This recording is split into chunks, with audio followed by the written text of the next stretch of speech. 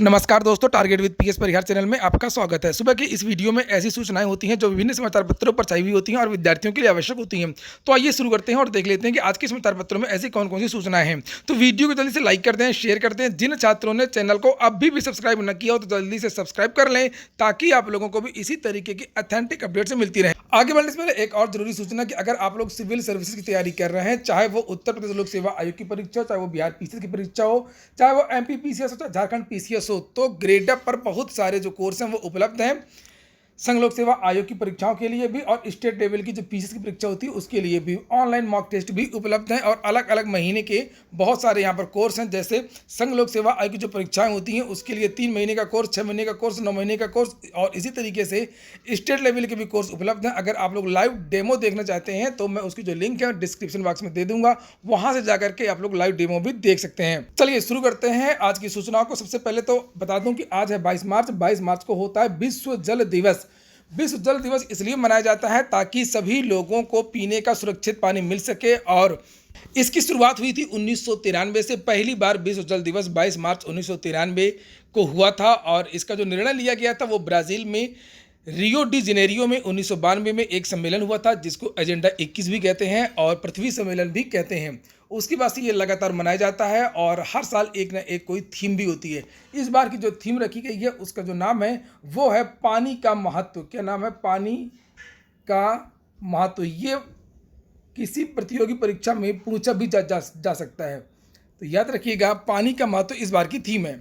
और आज की जो सूचना है जिस तरीके से थंबनेल में आपको दिख रहा है उसी तरीके से आज की सूचनाएं आपको बताई जाएंगी। सबसे पहले सूचना है टीजीटी पीजीटी की। हालांकि कल जो रात का वीडियो था उसमें मैंने आप लोगों को बता दिया था और वही सूचना आज के समाचार पत्र में भी आई हुई है कि प्रदेश के 4,500 से अधिक एडेड माध्यमिक कॉलेजों की प्रशिक्षित स्नातक शिक्षक व प्रवक्ता टीजीटी पीजीटी 2021 भर्ती में सभी को ऑनलाइन आवेदन करना होगा। उन अभ्यर्थियों को भी आवेदन से छूट नहीं है जो 2020 का विज्ञापन जारी होने पर आवेदन कर चुके हैं। हालांकि उन्हें शुल्क से राहत जरूर मिल जाएगी। यानी जो अभ्यर्थी अब तक इत्मीनान में थे कि आवेदन वो पहले ही कर चुके, उन्हें फिर से उसी पद व उसी विषय के लिए नए सिरे से ऑनलाइन आवेदन करना होगा। नीचे लिखा कि माध्यमिक शिक्षा सेवा चयन बोर्ड उत्तर प्रदेश ने टीजीटी पीजीटी 2020 का विज्ञापन 29 अक्टूबर को जारी किया था।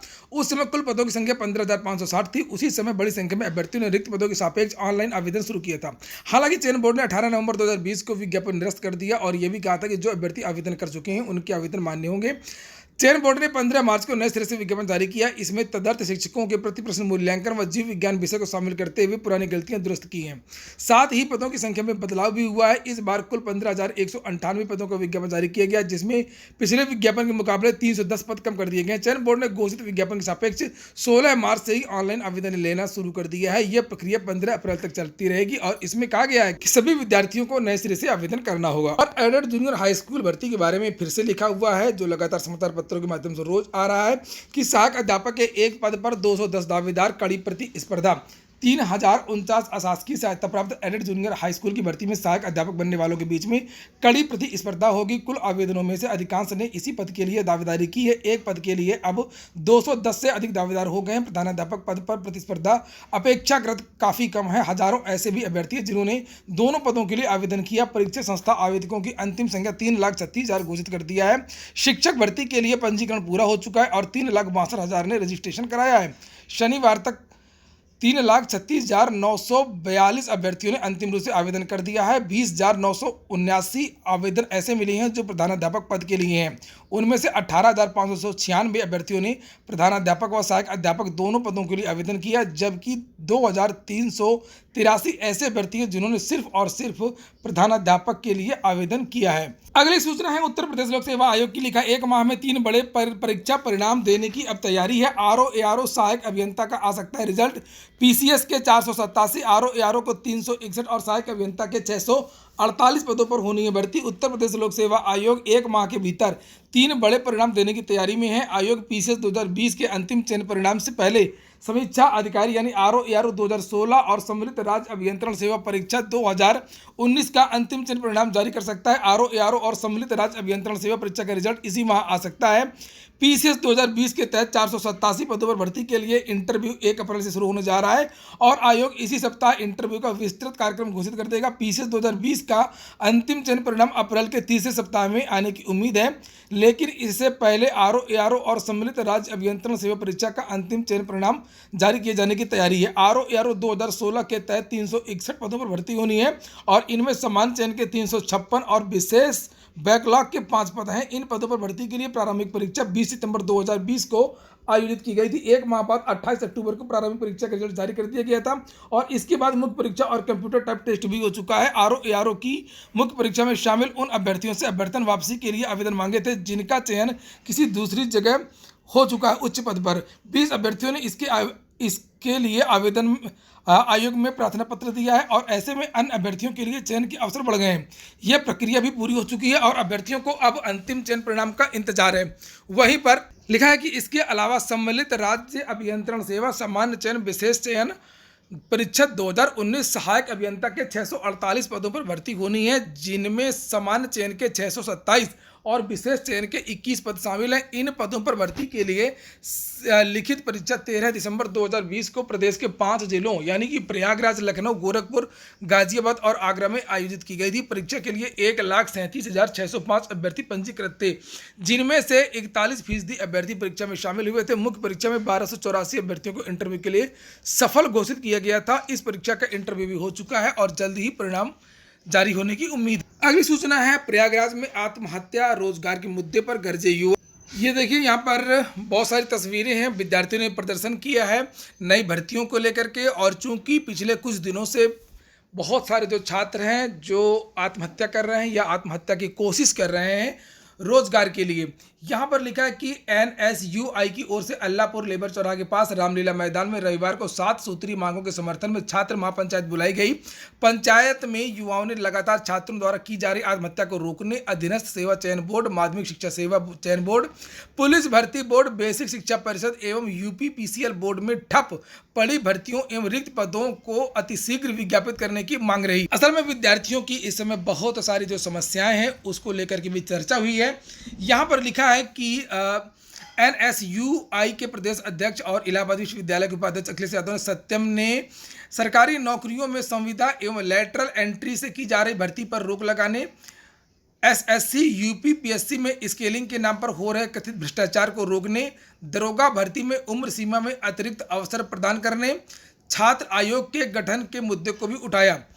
इसके बाद में अगली सूचना है जेई भर्ती की, एसएससी की जेई भर्ती और लिखा कि पेपर 1 आज से कर्मचारी चयन आयोग की जूनियर इंजीनियर भर्ती 2020 पेपर 1 22 से लेकर के 24 मार्च तक होगी। मध्य क्षेत्र के तहत उत्तर प्रदेश, बिहार के 17 शहरों में 1,29,061 अभ्यर्थी ऑनलाइन परीक्षा में सम्मिलित होंगे। क्षेत्रीय निदेशक राहुल सचान ने बताया कि परीक्षा 2 पालियों में 10 से 12 और 2 बजे से लेकर के 4 बजे तक होगी।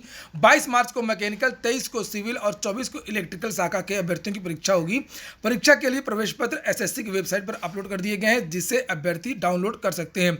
अभ्यर्थियों को परीक्षा केंद्र पर पेपर शुरू होने से 30 मिनट पहले रिपोर्ट करना है। देरी से आने वाले अभ्यर्थियों को किसी भी कीमत पर परीक्षा केंद्र में प्रवेश नहीं मिलेगा। प्रवेश के समय अभ्यर्थियों को प्रवेश पत्र के साथ में अपनी फोटोयुक्त आईडी दिखानी होगी और यदि फोटोयुक्त आईडी कार्ड पर जन्म तिथि नहीं है तो जन्म तिथि के लिए कोई मूल प्रमाण पत्र दिखाना होगा। वहीं पर नीचे लिखा हुआ है कि 83% अभ्यर्थियों ने दी जेई 2019 पेपर 2। एसएससी की जेई 2019 पेपर 2 रविवार को प्रयागराज के 5 केंद्रों में 10 बजे से लेकर के 12 बजे तक आयोजित हुआ और मध्य क्षेत्र में सिर्फ प्रयागराज में कराई गई। ऑफलाइन माध्यम से हुई परीक्षा के लिए पंजीकृत 1800 अभ्यर्थियों में से 1497 यानी कि लगभग 83% अभ्यर्थी शामिल हुए। क्षेत्रीय निदेशक राहुल सचान के मुताबिक परीक्षा शांतिपूर्ण संपन्न हो गई। इसके बाद में एक सूचना है सरकार के एक आदेश की।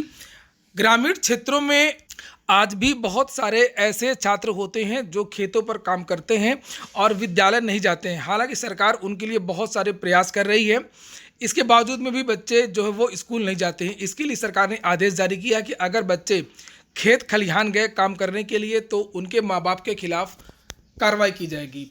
लिखा है कि स्कूल जाने वाले बच्चे अब खेत में मिले तो अभिभावक जाएंगे जेल, पुलिस करेगी कार्रवाई। सरकार बच्चों की शिक्षा के लिए स्कूल भवनों को सुंदर बनाने के साथ साथ किताबें, ड्रेस, जूता, मोजा, भोजन आदि की व्यवस्था कर रही है। इसके बाद भी अधिकांश ग्रामीण बच्चों को स्कूल भेजने के बजाय खेत में साथ में काम कराने को ले जाते हैं। अब इस तरह के अभिभावकों को चिन्हित करके पुलिस सख्त कार्रवाई करेगी। मंडलायुक्त ने इसके लिए सभी थानों को दिशा निर्देश जारी करवा दिए हैं।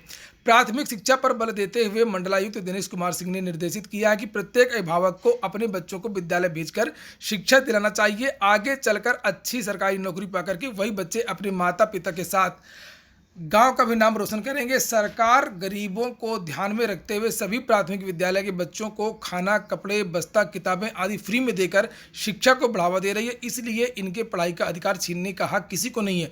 माता पिता को स्वयं अपने बच्चों को बेहतर शिक्षा के प्रति आगे आना चाहिए और इससे बच्चे का जीवन तो सुधरेगा ही और साथ में पूरे परिवार को उसका लाभ मिलेगा। निर्देश दिए कि सभा थाना प्रभारी जब भी गश्त पर निकलें तो यह देखते हुए जाएं कि कहीं किसी खेत खलिहान में कोई बच्चा काम तो नहीं कर रहा है। वहीं पर अगली सूचना है कुछ निकली भर्तियों की। जैसे लिखा हुआ है कि हरियाणा स्टाफ सिलेक्शन से अध्यापकों की भर्ती निकली है और ये भर्ती है पीजीटी संस्कृत की। ग्रुप बी की 534 पोस्ट हैं।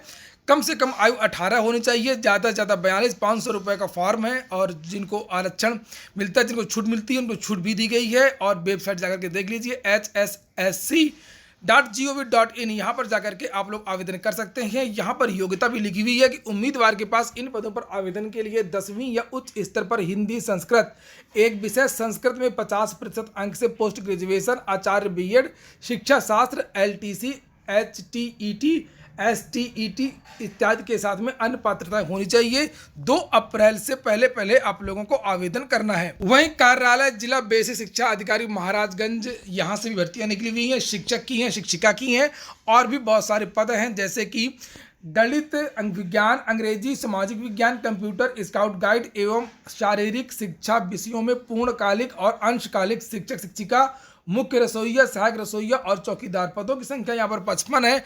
आयु 25 से लेकर के 45 वर्ष है। वेतन यहाँ पर लिखा हुआ 22,000, 9,800, 6,900 और पात्रता भी नीचे लिखी हुई है। वेबसाइट देख लीजिए महाराजगंज.nic.in। यहाँ पर जाकर के आप लोग आवेदन कर सकते हैं। 31 मार्च 2021 के पहले आवेदन करना है। तो ये हो गया आज का वीडियो। अगर आपको अच्छा लगा हो तो लाइक अवश्य कर दे। जिन छात्रों ने चैनल को अभी भी सब्सक्राइब ना किया हो तो जल्दी से सब्सक्राइब कर लें। पूरा वीडियो सुनने के लिए बहुत बहुत धन्यवाद।